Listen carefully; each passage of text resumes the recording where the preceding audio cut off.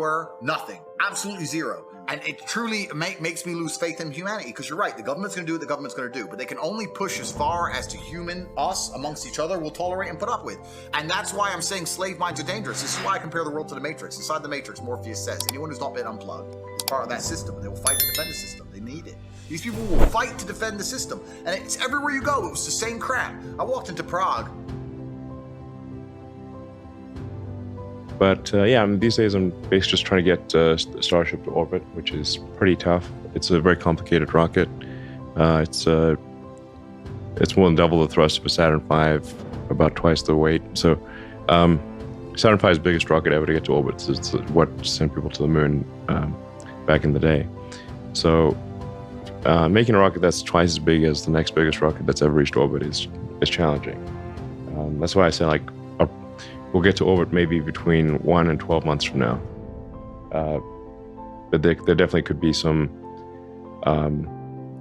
explosions along the way. Like, it's not just going to work right away.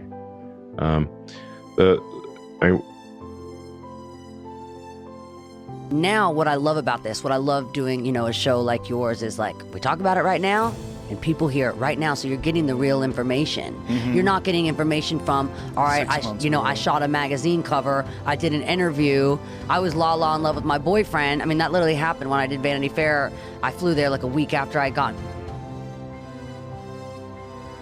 else. And the only thing that humanity will accept in return for freedom is safety. So they say, listen, you're no longer free. You can no longer say what you want to say or go where you want to go or do what you want to do. You can't go outside for this 3 years. You can't do that. You can't drive that car because of fucking the polar ice caps, whatever it is. But don't worry, it's for your safety. We're gonna keep you safe. And that's what it is. It's all a big fucking scam. It's a lie. The people in charge of the world don't give a shit about our safety. That's the art of boxing, learning not to get hit in the fight. And you have to do that by trying to get hit in the gym real seriously and avoiding that. And then it turns out in a fight. So you shouldn't be in the gym saying, I've been hit too much, because you shouldn't get hit, because that should be the objective of fighting, not to get hit as much as you believe you are. So I had a very complicated relationship with my dad.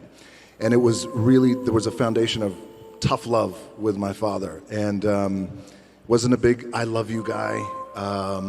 And as complicated as it was, what gave me great satisfaction at the funeral was to see he was a great friend to so many guys, challenged father, but a great friend to so many people. So he went quick. There wasn't a lot of suffering, thankfully, but I read on Instagram where you'd said you wish.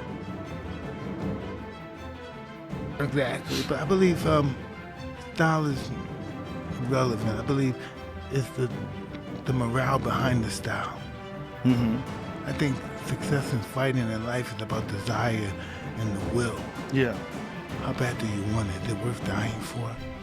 That's the true greatness, is the willingness to die. So this thing worth greatness. The mindset that he instilled in you and the way he gave you the tools in order to think about things in a way that fueled that mindset. Yeah, but that doesn't do good in the real world, though. I think being able to translate between all of these different pieces in real time, and this has been a kind of common sci-fi idea that we'd all have, whether it's, I don't know, an earbud or glasses or something that can help translate in real time between all these different languages. And that's one that I think technology is basically delivering now. So I think that's pretty exciting. You mentioned the next version of Llama. What can you say about Purple?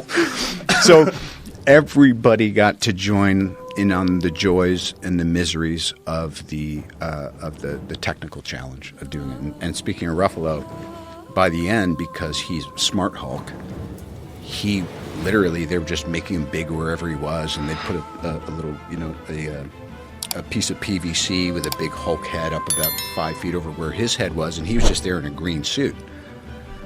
So in a tracking suit with like his package out, and he'd be like, let me just at least tie like a little sarong around my, come on guys, whatever, And so I think Mark went about as far.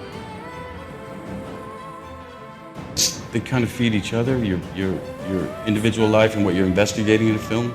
It has to in some way, but I quickly discard them and move on to the next project. I use a term which I describe a lot of film work, and I call it demotional. I'm extremely emotional when I'm doing it, and then I'm completely detached once it's over. I need to just move on to. I can't stick on to something, and I've been asked many times, playing this character role has